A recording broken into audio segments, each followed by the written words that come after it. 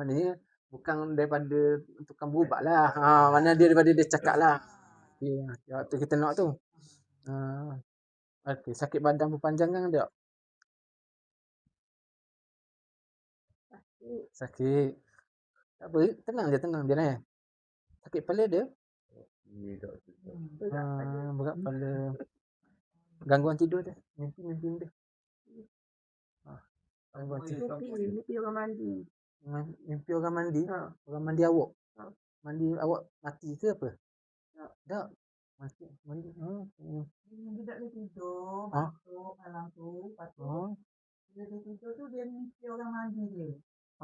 Dia tak nampak muka orang tu. Tak nampak. Lepas tu lepas orang tu mandi, dia terus boleh tidur sampai ke pagi. Faham. Selain daripada mimpi tu, mimpi dia? Mimpi yang berkaitan dengan... Masa dalam keadaan dia sakit hari tu, dia mesti ada orang sakit gigi. Besar. Orang dua. Okey. Saya tanya mimpi yang berkaitan dengan mandi tadi. Ini berkaitan seluruh ni. Ada mimpi rumah lama tak? Allah. Ada mimpi kubur tak?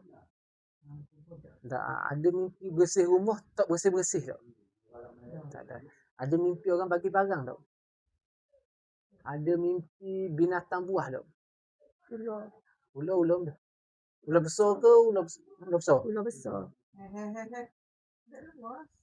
Selain pada tu? Tak ada Okey. Nenek tu memang dia lah muka. Nenek mandi tu? Kau? Ya, nenek mana? Bang kacang ni lah. Okay, hot kategori kita tanya tadi tu. Nanti kita cerita kan. Simptom yang ada. Jadi sebelum ni pernah dapatkan rawatan lah. Hospital dengan rawatan Islam pernah berlaku lah.